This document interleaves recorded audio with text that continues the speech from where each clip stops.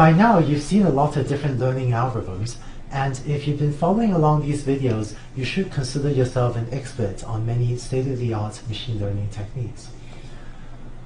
But even among people that know a certain learning algorithm, there's often a huge difference between someone that really knows how to powerfully and effectively apply that algorithm versus someone that's less familiar with some of the material that I'm about to teach and who doesn't really understand how to apply these algorithms and can end up wasting a lot of their time trying things out that don't really make sense. What I'd like to do is make sure that if you're developing a machine learning system, that you know how to choose what are the most promising avenues to spend your time pursuing. And in this and the next few videos, I'm going to give a number of practical suggestions, advice, guidelines on how to do that. And concretely, what I'm going to focus on is the problem of, suppose you're developing a machine learning system or trying to improve the performance of a machine learning system. How do you go about deciding what are the promising avenues to try next? To explain this, let's continue using our example of learning to predict housing prices. And let's say you've implemented regularized linear regression, thus minimizing that cost function j.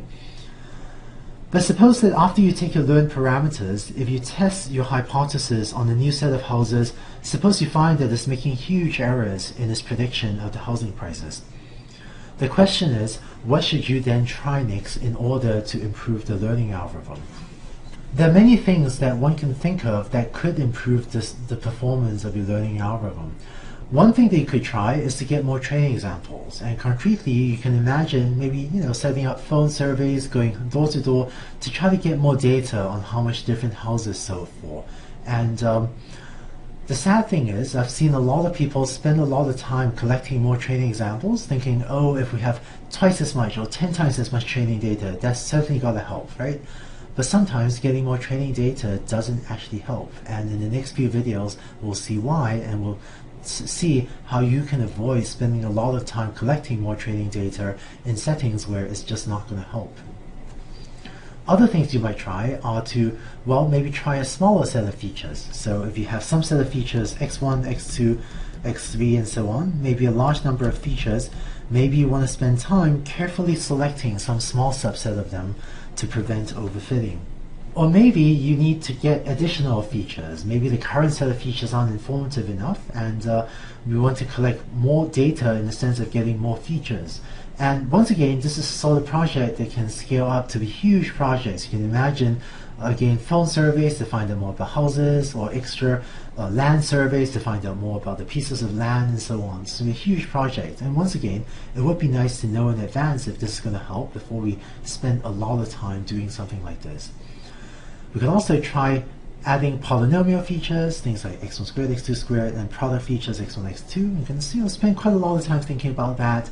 And we can also try other things like decreasing lambda, the regularization parameter, or increasing lambda.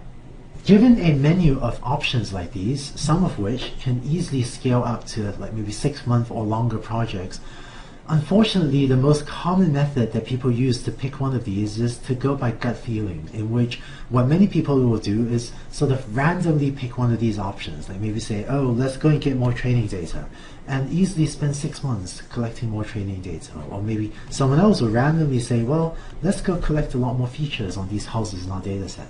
And I have a lot of times, sadly, seen people spend literally 6 months doing one of these avenues that they had picked sort of at random, only to discover 6 months later that that really wasn't a promising avenue to pursue. Fortunately, there's a pretty simple technique that can let you fairly quickly rule out half of the things on this list as being potentially promising things to pursue. And there's a fairly simple technique that if you run, can easily rule out many of these options and potentially save you a lot of time pursuing something that's just not going to work. In the next 2 videos after this, I'm going to first talk about how to evaluate learning algorithms, and in the next few videos after that, I'm going to talk about these techniques, which are called machine learning diagnostics. And what a diagnostic is a test they can run to get insight into what is and what isn't working with an algorithm, and which will often give you insight as to what are promising things to try to improve a learning algorithm's performance. We'll talk about specific diagnostics later in this video sequence, but I should mention in advance that diagnostics can take time to implement. It can sometimes take quite a lot of time to implement and understand, but doing so can be a very good use of your time when you're developing learning algorithms, because they can often save you from spending many months pursuing an avenue that you could have found out much earlier just was not going to be fruitful. So in the next few videos, I'm going to first talk about how to evaluate your learning algorithms, and after that I'm going to talk about some of these diagnostics which will hopefully let you much more effectively select what are useful things to try next in order if your goal is to improve the performance of your machine learning system.